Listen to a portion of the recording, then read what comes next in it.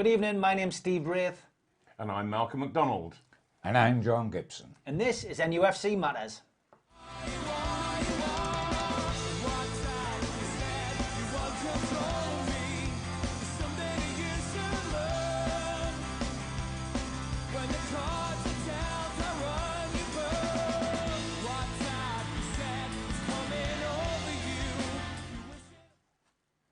Good evening and welcome to NUFC Matters, sponsored by UK Collection Services. We're available on Twitter tonight, on Malcolm's Twitter, at 9supermac, where he's got over 6,000 followers now, so welcome to you. We're live on Facebook on our page group, NUFC Matters, and we're also live on YouTube. And of course, the full show will be available on there with all of our shows as from tonight. Good evening, lads. Hi. Good evening, Steve.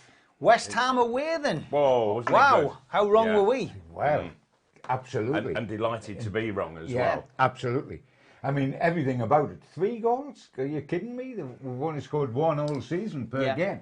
Absolutely fabulous, you've got to say. Delighted. Okay, they came back and got 2 and made it much closer than it was, because in truth, Newcastle won in a canter. They were shocking. Newcastle were terrific. They've really taken some criticism, haven't they, West Ham, for the I mean, performance? absolutely desperate. And, you know, the interesting thing was they couldn't have been set up better for us, because they had 2 full-backs that played high up the pitch. One of them, Zabaleta, bless him, he's about as old as I am. And against St. Maximum, with his pace, he was absolutely destroyed. Ball just knocked behind him and Maximum was away. 2 centre-halves who couldn't defend and a goalkeeper more dodgy than Del Boy. So they were made for us on the night. They were made for us. And Newcastle were terrific. Thrilled to bits. If I've got any criticism, and I have, because I'm always looking for utopia, it's that we never got a goal from one of the 3 forwards. And Same old issue, isn't it? Yeah, we need that, because they missed. Newcastle could have been 4 up at half time and could have won the match 6, and West Ham could not have complained. Maximum missed 2, Almiron missed 2. And on another day, you know, with a 3-2 scoreline, on another day, because there were good chances, they weren't half chances, they were good on another day, that could have cost us. But hey, I'm not complaining. No. We won, and we won well, and that was terrific. Yeah, it's just what I'm looking to see is anger from the forwards that they're not getting into the goal scoring mix. And I'm not really seeing it. They seem to be easy-ozy about the fact they're not scoring. Well, I think Maximum at this stage, we can say, okay, we'll hold our hands up. He's only played, has he played half a dozen games yet? He's quick, he's settling in, he's full of confidence, and I'm just praying he gets a goal while that confidence is there, and it's not knocked out of him, and he doesn't become, you know, 2 months down the line, become another Almiron, a quick wing attacker who doesn't score and then suddenly is taken in water. I think we can take him out of any criticism. But the other 2 boys, I mean, Almiron's been here 3/4 of a year now and hasn't got a goal. And Joe Linton, bless him, did terrific on the header at the back post, knocked back To in set up the first goal. To set up the first goal. But he didn't look like scoring the whole of the game. He didn't really have a chance the whole of the game. We need them 3 to break the dog. It is all right saying they played well, etc., etc. But as you know, if you have forwards who don't score, Malcolm, they're not doing the most important part of their job. Well, they're not, and they heap pressure on the rest of the side. But when you think that of that forward line, 2 of those 3 are just about the quickest in the league. Oh, without the quickest in the Premiership. Without the shadow. And so if they could just get that pace that they hold, of course, to work and set up the goal chances and stick it in the net, Newcastle could become frightening. Well, we're a topsy-turvy side, Malcolm, because we've got 3 forwards that don't score goals.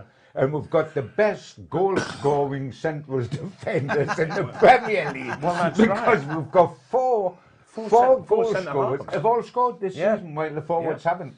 You know, we've got Shaw scored, Lascelles has scored, Fernandez has scored, and The other guy. Who else? Lejeune?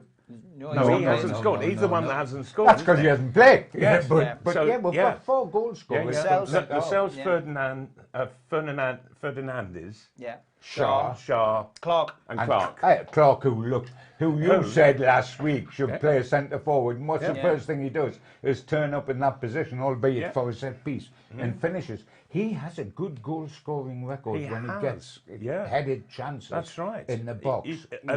And I just get the feeling that he would make a better target man than Joe Linton, if that's what Newcastle are wanting. He seems to just have a nose for what needs to be done in the opposing penalty area. Wouldn't we love to play West Ham every week? Yeah. I mean, please God, that would be wonderful. It was disappointing to concede the 2 goals, and I mean, towards It the back was. end of the It game, was. for those travelling fans, those 3,000 or so Newcastle fans have travelled down. Brilliant. Nervous times, really, with a second goal going But in. in fairness to the team as well, Steve, they didn't deserve it to look as close as it looked. 3-2, having been 3-0 up, to come back to 3-2, you think, hanging on.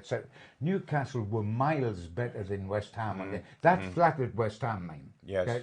Getting that. It looked as if it was close, and they were shocking. And by the way, I mean, I had been looking at the table, and West Ham were up near the top. They're 1 point ahead of us now. Yes. I think if they continue to play like this, they could be one of I'm looking for 3 teams that are worse than Newcastle to go down.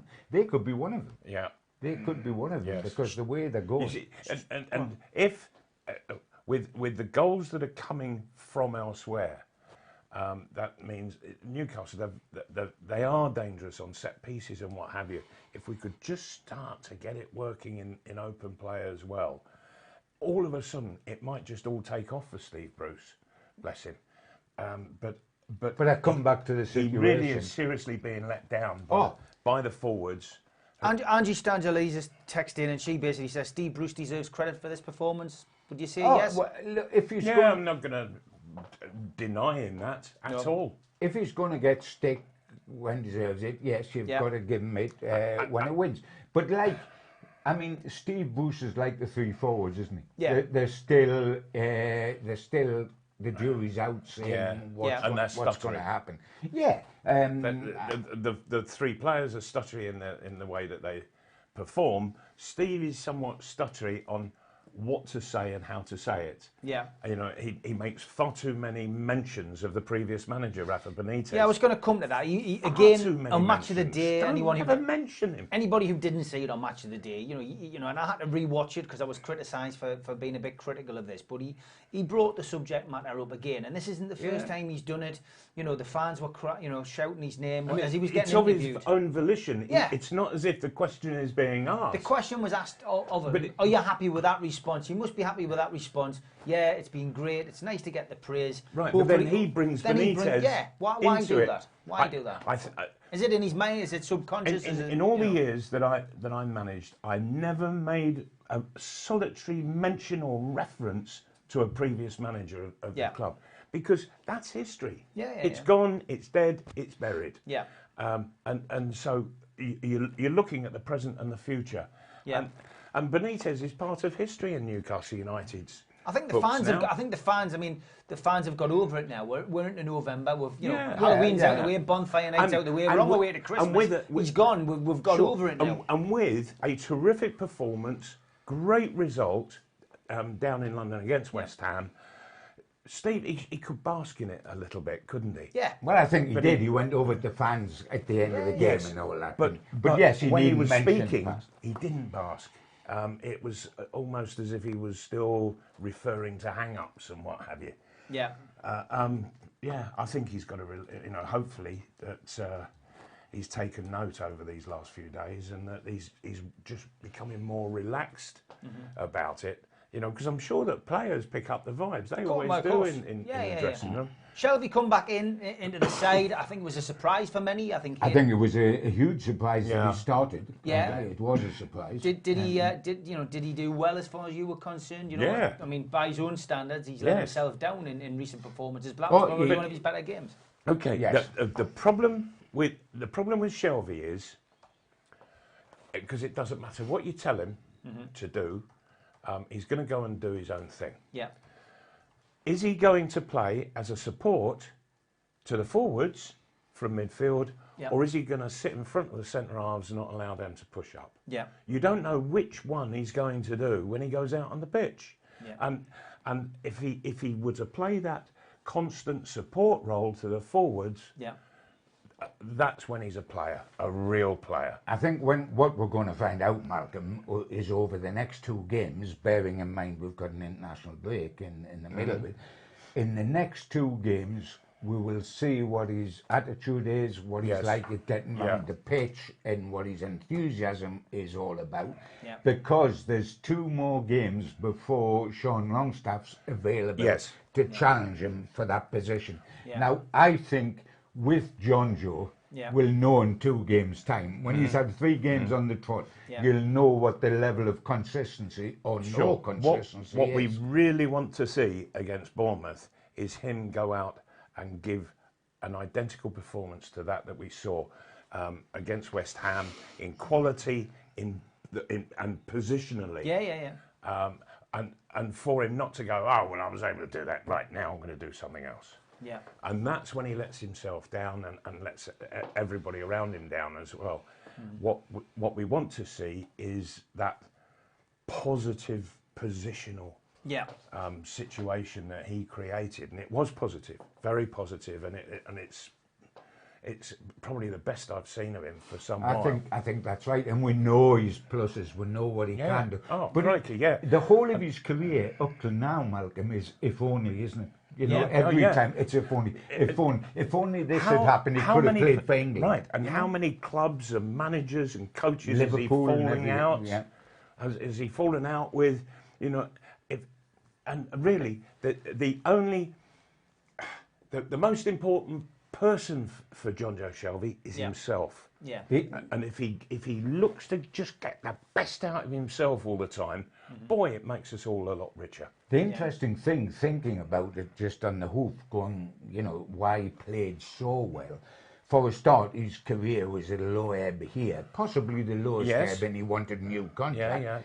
Secondly, he was a Cockney going back to London. Thirdly, he was playing against West Ham, who wanted to sign him in the summer. So there was a lot of reasons for him to say, let me go out and get this sorted today. And good luck to him, we did. It's all, the difficulty is always doing it again. Right. And i.e. Bournemouth. Right. And when I've been asked the question after having had a really good game, what next? You know, what's the most, you know, the best goal you've scored? My next one, always the next one. Yeah. And that's the attitude that I would like to see from John Joe Shelvey. Yeah. That having scored in a game that he played so well in, I would like to see him look to be scoring again, look to be controlling the game as he did down at West Ham. Yeah. Do it 2 games in a row. And when you've done it 2 games in a row, then do it in the 3rd one. Yeah. I mean, and the 4th one. And then you start to build a consistency. And he's got so much ability that if he can make it consistent, boy, what a better side Newcastle will be. 100%. I mean, the funny thing is, we're talking about the strikers don't score. When he scored down there, he's our top scorer this season now with 2, because he scored at Norwich, if you remember, right at the death, when he didn't have a good game, right at death at Norwich. So he's walking about today, he's Newcastle United's top. He might not have scored Joe Linton, but he, you know, probably one of his better games in a black and white shirt, was it fair to say? Yes, I think it's very fair to say. He held the ball up well, he distributed it well, and obviously we had our enigma, which is St Maximum. You could see players around him and the defenders when they were getting forward, they enjoyed playing with him. Yeah.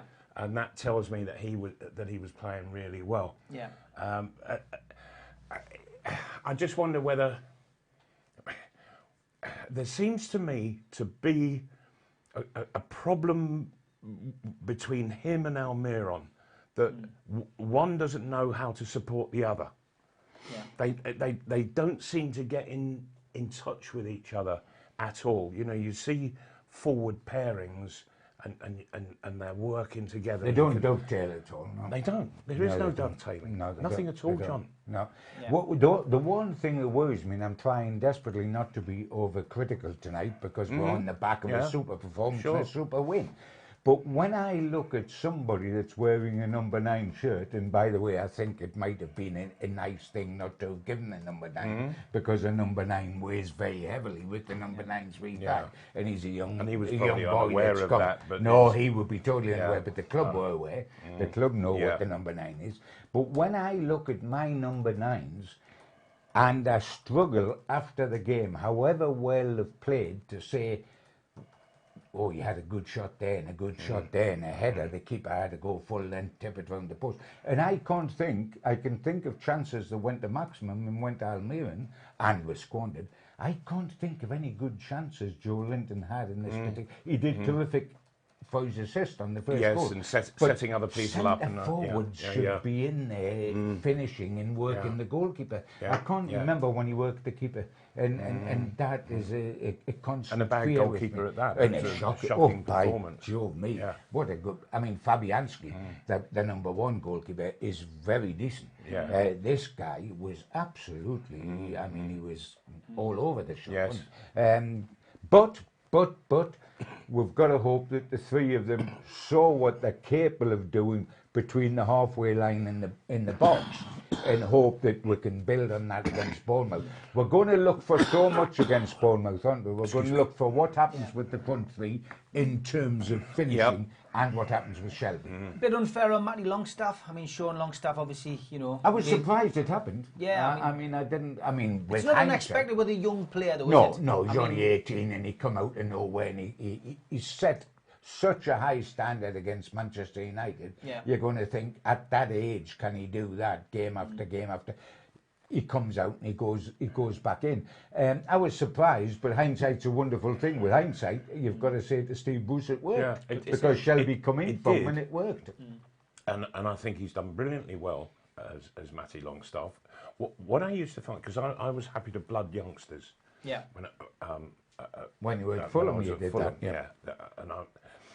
But what I found was that when they first came into the side, they could be absolutely terrific for 5, maybe 6 games, but then like a mental exhaustion, because they were having to take so much in, because it's such a completely different level to anything that they've ever faced before, and the opponents are on a different level, and so the learning is so great in those few games, few weeks. They're mentally exhausted. Mentally exhausted, and I found that at best, after 6 games, take them out for 3 or 4 games, just let them go into the reserves and get playing again, and then I put them back in the first team, and they had matured. You know, just taking them out for those 4 games. I mean, Matty's going to be a good player. And He is come going to be an again. excellent He'll come player. again. There's no question at all. Yes. Couple of comments from Facebook. Stephen Dodgson says, get Supermac back up front, he'll score the goals. and Tudor says, we are watching in Minnesota. Oh, really? Oh, John- terrific. So that must be hello Love to you, Anne, love and you hello, to death, John. Anne. hello, Love you hello to to death. Anne, Wow. and hello to John Tudor. It's fantastic. Amazing. Yeah, that's brilliant. That's the that. power of the internet. That. Yes, isn't it? That's Yeah, terrific. hope you're both well, Chris and all the Dubby's- family. Chris Dubby says, has anyone heard about the tweet that Richard Keys put out? It's an interesting one. He's called him Hairy Hands for obvious reasons. But yeah, I mean, essentially, Richard Keys put a very cryptic tweet out, mischievous tweet. He knows he gets a lot of mileage out of Newcastle fans on social media. Yeah, when he put does. something out. Yes, he does. But Yes, it was alluring to the fact that there was going to be big news and Newcastle fans were going to be very happy. Have you heard anything on the grapevine? Have we got another fantastic takeover story in the offing? Yeah. Well, we've been taken over so often in the last 11, 12 years, haven't we? It's quite amazing Everybody that Mike Ashley is still sitting up there. How has that happened with all the takeovers we've had? Because of course, Richard Keys, he works out in the Middle East, doesn't he? Exactly. Yeah, You know, he so does.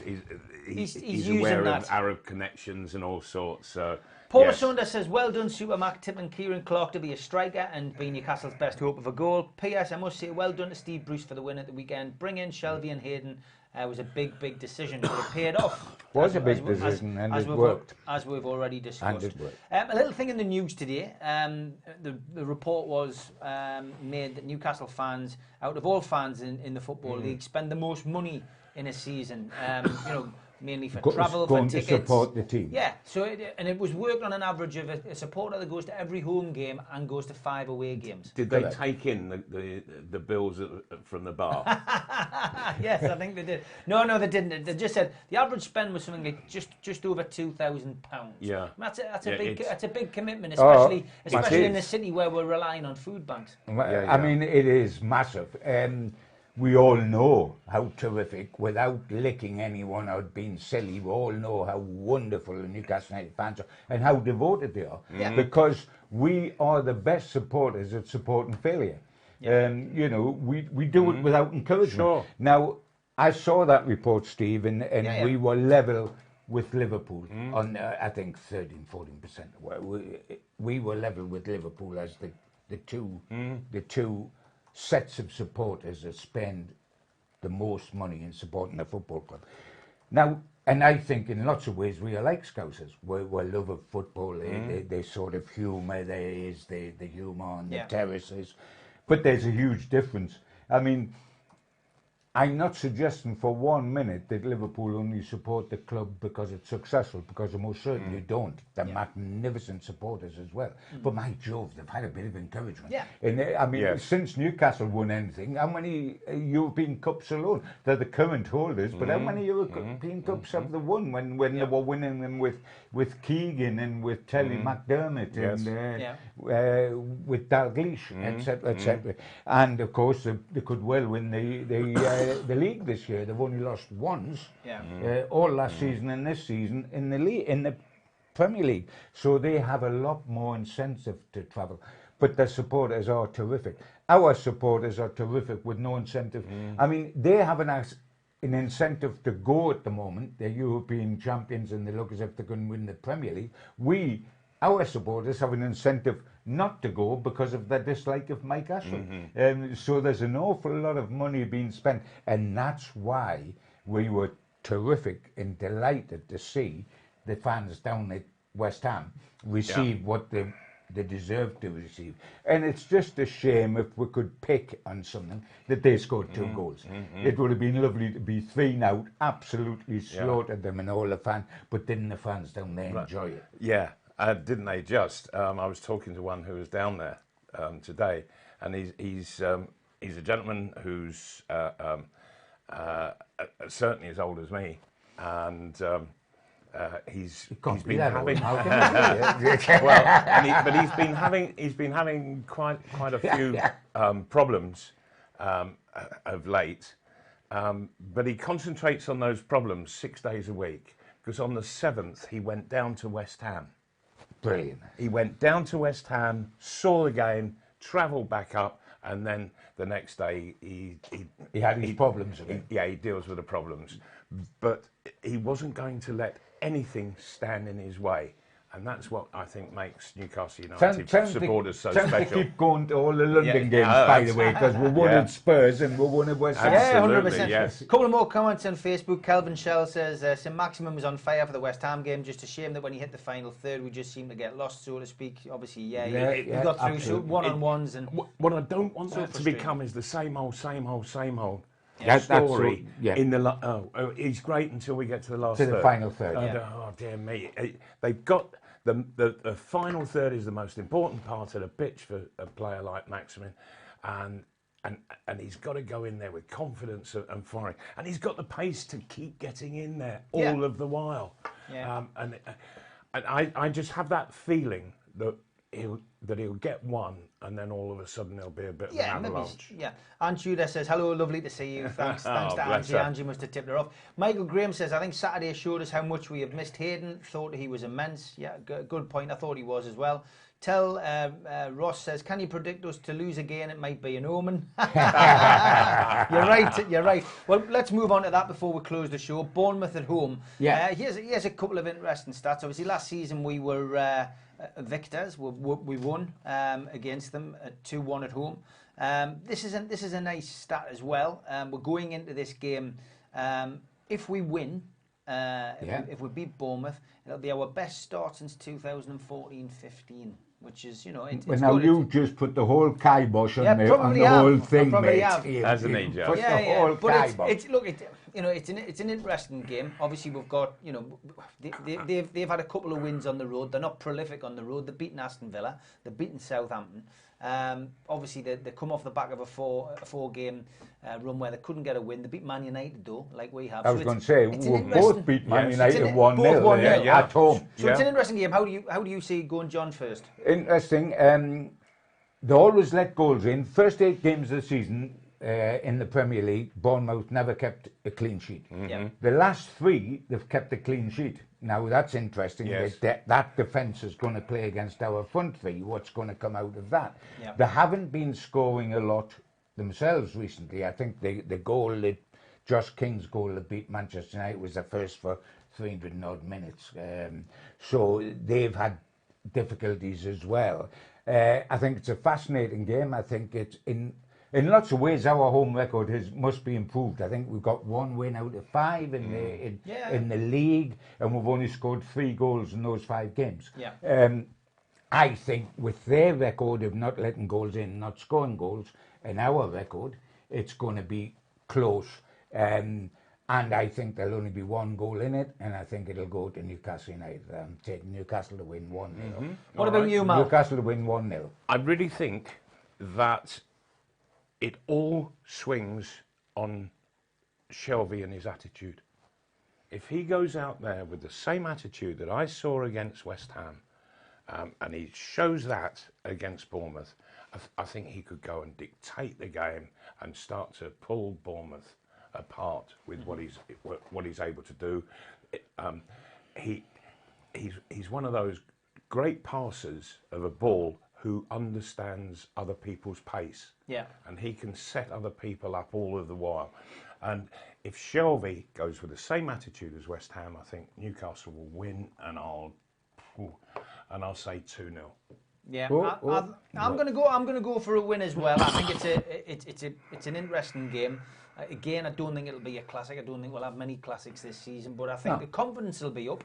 I certainly think that Newcastle will look to push on and get the better of that. It doesn't often happen, of course. Newcastle go away, they get a great win, they come home, they get beat. Absolutely. But I think you're right. I think it'll be a narrow scoreline. I'm going to go for 1-0 as well, John. I think I'll side with you on that. Well, I've got a few more comments, so we'll go through them because people are sending them in each week, which is great. Kelvin says he totally agrees with Supermac. He's hit the nail on the head this week about the performance. Great. Andy Kemp says cracking stuff, lads. Best centre halves at 3. Once Lejeune is back fit, I think Lejeune might, he played 71 minutes in the reserves the other night, he's getting close, isn't he? He's not far off. Jimmy McLeod, we'll finish with you, Jimmy. He says, all three of you, who are your personal favourite players? It doesn't have to be a Newcastle player in particular. That's a tough one to finish with. For me, it's always been Peter Beardsley. I'm going to stick with Newcastle players. It's a Newcastle show, so let's stick with Newcastle. Your favourite player? Mine was Peter Beardsley. But I can't say the fella sitting next to me because he's my best mate, so that would be a little bit. Well, all right, I'll say him, and I'll give you 2 others to go with. The 3 best, creatively and for ability on the ball, Beardsley. For a bloke that finishes as he finished, and I love centre forwards, big Alan Shearer. Alan Shearer. Alan Shearer. For me, for a striker, Alan Shearer. And I would say a goalkeeper for me, Pavel Srnicek, obviously. Well, yes, sure. I can understand why you said that. Yes, just looking back over the years at Newcastle, Alan Shearer, I think, stands head and shoulders above. That his finishing was so clinical. He didn't have the pace that I had, but people didn't catch him. No. And I found that quite remarkable. The biggest plus for Alan was he adapted his game when Bobby came in, and when he lost that bit of space and he had two bad injuries, he adapted. That's why a great player could play in at any time in the history or future of the game, because they adapt so easily. To be truthful, because of my love of number 9s, I had a real toss-up there when you mentioned that. I thought, do I go for Alan Shearer, do I go for Supermac, or do I go for Givosh? and I decided that the World Cup winning centre forward, was going to finish third. Well, Wayne Faraday was in my thoughts as well. Do you know, I'm gonna sleep so happily tonight. I got the vote over Givard. I had to think about it, mate. I had to think about it. Well, can I just put one name in? And it's because I think he and we created a real understanding together, and that was Terry Hibbett. Yeah. Some of the stuff that he could knock, yeah. you know, and he was consistent with it. John Joe Shelby could be that kind of player, a Terry Hibbett, but you have to be absolutely consistent. I knew what Terry Hibbett was going to do as soon as his head went down and that foot came back. I knew where it was going to go. I'll just finish with a little story.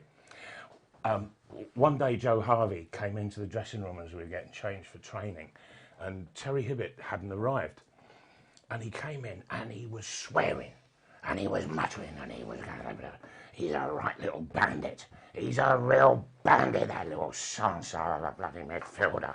And we went, well, what's up, boss? What are you going on about? He said, bloody Terry Hibbett. He said, we had a game of golf yesterday. He said, I play off 6. He said, and he told me he played off 16. He said, and look at him, he said, he's not 7 stone soaking wet. He outdrove me off every tee. Yeah, and he was a big hitter, was Joe, big shoulders. Oh, yeah, yeah. And timing. And it was timing. Timing. It's pure timing. You don't have to try and whack it. Yeah. And Hibby, he had it with a golf club, he had it with a tennis racket, and he had it with a left foot. Pure timing. Genius. Quality. Angie says, terrifically talented trio. Thanks for this, Steve, Malcolm and Gibbo. Great chat. And Kelvin predicts a 3-1 Newcastle United win at the weekend. Noel Francis says, great to see these legends. Thanks very much. We've run out of time. Big thanks to Malcolm again and to Gibbo. We're going to play out with the Stan the Band, Love This City. Great stuff.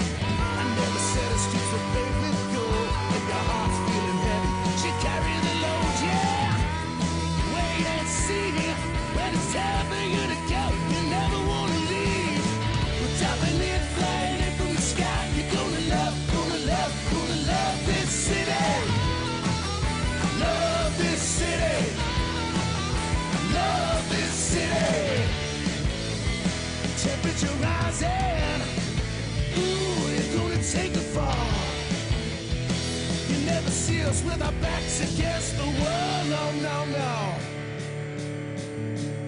We're always standing 10 feet tall. Never see us crawl. You're gonna love, love, love, love, love, love, love, love, love this city.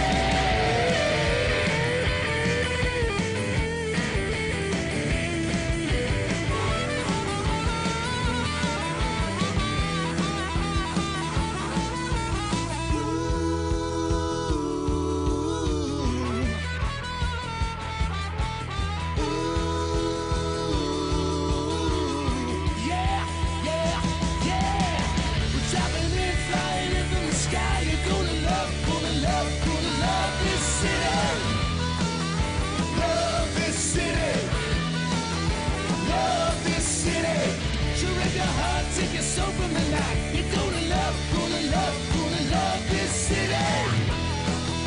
Love this city. Love this city. Hey, temperature rising. Ooh, you'll never take a fall. You'll never see us with our backs against the wall. Oh, no, no. 'Cause we're always standing 10 feet tall. You'll never see us crawl. You're gonna love. You're gonna love. Love this city.